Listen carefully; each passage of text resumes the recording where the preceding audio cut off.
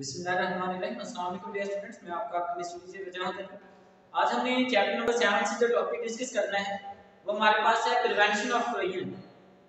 Prevention of corrosion के हमारे पास दो मेथड होते हैं। एक मेथड होता है हमारे पास फिजिकल मेथड और एक मेथड होता है हमारे पास इलेक्ट्रोकेमिकल मेथड या फिर इलेक्ट्रोलिसिस मेथड या electrolytic method. First of all अगर हम बात करें फिजिकल मेथड की, तो फिजिकल मेथड के अंदर मोस्टली हम जिंक कोटिंग या फिर टिन कोटिंग को डिस्कस करते हैं। तो हमारे पास दो मेथड होते हैं। फिजिकल मेथड के अंदर सिंपल सा हमने क्या करना होगा, जिस मेटल की हमने इलेक्ट्रोप्लेटिंग करनी है उस मेटल को हमने मोल्टन स्टेट में लेना है।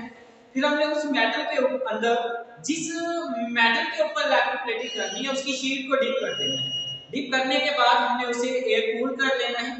इस तरह उस मेटल की सरफेस के ऊपर जो जिंक हो या टिन हो इसकी एक थिन लेयर क्या हो जाएगी, डिपॉजिट हो जाएगी। क्योंकि इस मेथड के अंदर कोई केमिकल रिएक्शन अगर नहीं होता, इस वजह से इस मेथड को नाम दे देते हैं फिजिकल मेथड। अगर फिजिकल मेथड के अंदर बात की जाए zinc coating, very important short question है। व्हाट इज गैल्वेनाइजिंग या डिफाइन जिंक कोटिंग या how zinc coating is done या what is advantage of zinc coating. तो तीन चार शॉर्ट क्वेश्चन जो हैं वो जिंक कोटिंग या गैल्वेनाइजिंग के रिलेटेड जो है वो पूछे जा सकते हैं। Zinc coating is a depositing of thin layer of zinc metal over other metals such as iron is known as galvanizing or zinc coating। यानी कि आयरन की शीट के ऊपर या किसी और मेटल की शीट के ऊपर जिंक की थिक लेयर क्या कर देना, डिपॉजिट कर देना। थिक लेयर जिंक की चढ़ा देने का जो अमल है हम उसे कहते हैं गैल्वेनाइजिंग। गैल्वेनाइजिंग कैसे की जाती है? Short question, how galvanising is done? Galvanising is done by depositing a clean sheet of iron in zinc chloride bath। First of all क्या किया जाएगा, एक हमने टब लेना है, एक बाथ लेना है जिंक क्लोराइड, उसके अंदर हमने सॉल्यूशन लेना है। फिर उसके अंदर क्लीन आयरन शीट को हम क्या कर देंगे, डिपॉजिट कर देंगे। उसके बाद हमने उस आयरन शीट को रिमूव करना है जिंक क्लोराइड के सॉल्यूशन के बाद से। फिर हमने उसे डिप कर देना है जिंक मोल्टन जिंक बाथ के अंदर। फिर after some time we have to remove iron sheet and then air cooled। first of all हम क्या करेंगे, गैल्वेनाइजिंग करने के लिए हमने आयरन शीट को कंप्लीटली क्या करना है, थॉरोली क्लीन करना है। थॉरोली क्लीन करने के बाद से जिंक क्लोराइड बाथ के अंदर डिपॉजिट कर देंगे कुछ टाइम के लिए।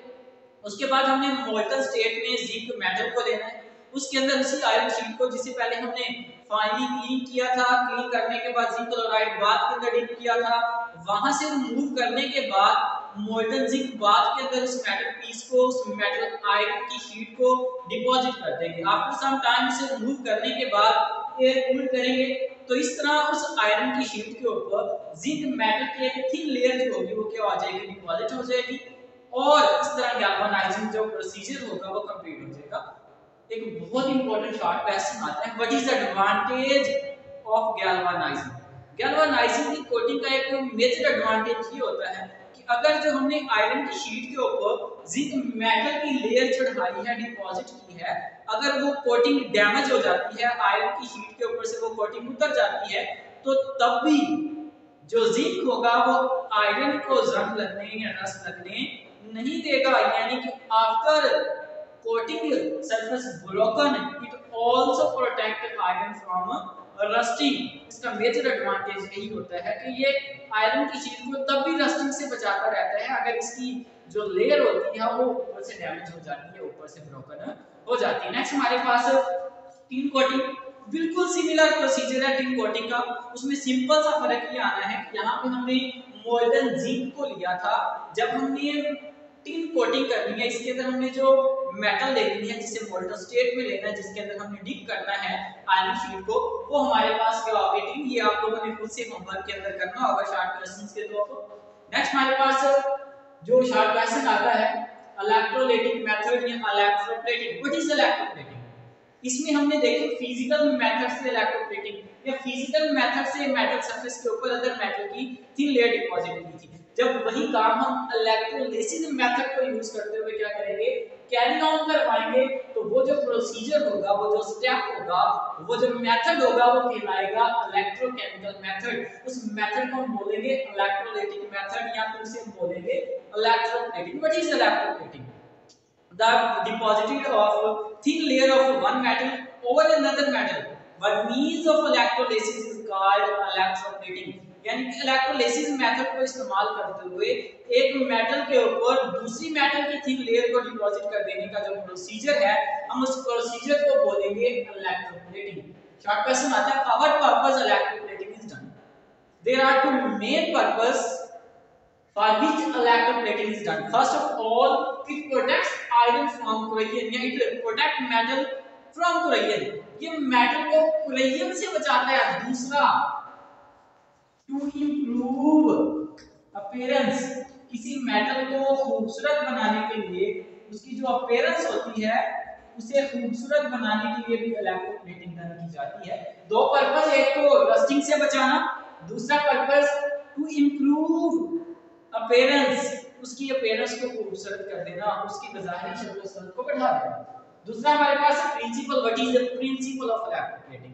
इलेक्ट्रोप्लेटिंग का एक बेसिक प्रिंसिपल ये है कि वो मेटल जिसका हमने क्या करना है, इलेक्ट्रोप्लेटिंग करनी है। फॉर एग्जांपल मैं कहता हूं मैं सिल्वर की इलेक्ट्रोप्लेटिंग करना चाह रहा हूं आयरन के ऊपर, तो मैं क्या काम करूंगा, जो सिल्वर होगा उसे एज एन एनोड यूज करूंगा, और जिस मेटल के ऊपर, जिस ऑब्जेक्ट के ऊपर इलेक्ट्रोप्लेटिंग करनी है उस ऑब्जेक्ट मेटल को हम क्या करेंगे, कैथोड बनाएंगे। फॉर एग्जांपल मैंने कहा मैं आयरन की शीट के ऊपर इलेक्ट्रोप्लेटिंग सिल्वर की करना चाह रहा हूं, तो मैं सिल्वर को एज ए एनोड यूज करूंगा और आयरन की शीट को एज ए कैथोड यूज करेंगे। फिर क्या करेंगे, इन दोनों इलेक्ट्रोड को एक बैटरी के साथ कनेक्ट कर देंगे।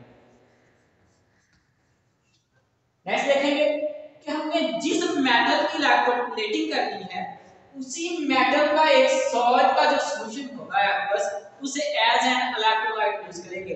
मैंने कहा था मैं सिल्वर के इलेक्ट्रोप्लेटिंग करना चाह रहा हूं, तो सिल्वर नाइट्रेट जो कि इसी एनोडिक मेटल का सॉल्ट है उसे एज एन इलेक्ट्रोलाइट क्या करेंगे, यूज करेंगे। प्रोसीजर होगा क्या, जो एनोड है, अगर एनोड की बात करें इसमें सिल्वर मौजूद है, सिल्वर इलेक्ट्रॉन्स लूज करेगा, सिल्वर आयन में कन्वर्ट हो जाएगा।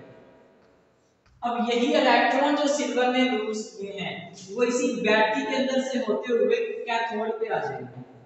फिर होना क्या है कि इसके अंदर सिल्वर आयन मौजूद हैं, इसमें सारे के सारे सिल्वर आयन क्या होंगे, मौजूद होंगे, वो इस कैथोड के इर्द कलेक्ट हो जाएंगे। सिल्वर आयन सारे के सारे जो सिल्वर आयन होंगे वो कलेक्ट हो जाएंगे,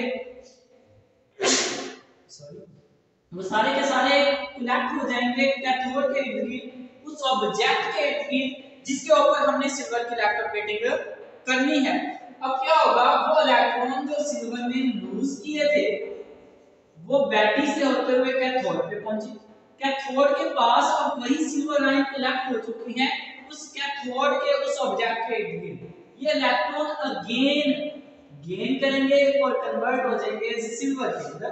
तो इस तरह क्या होगा कि सिल्वर की एक जो थिन लेयर होगी उस आयरन शीट के ऊपर, उस ऑब्जेक्ट के ऊपर जिसके ऊपर हमने इलेक्ट्रोप्लेटिंग करनी थी उसके ऊपर डिपॉजिट हो जाएगी। तो ये ओवरऑल हमारे पास स्टेप था, प्रोसीजर था जिसमें इलेक्ट्रोप्लेटिंग क्या है वो डन की जाती है। तो एक दफा दोबारा प्रिंसिपल देखें, नोड होगा उस मेटल का जिसकी इलेक्ट्रोप्लेटिंग करनी है, कैथोड होगा उस ऑब्जेक्ट का जिसके ऊपर इलेक्ट्रोप्लेटिंग करनी है, और इलेक्ट्रोलाइट उसी मेटल का सॉल्ट होगा जिसकी हम इलेक्ट्रोप्लेटिंग करना चाह रहे हैं।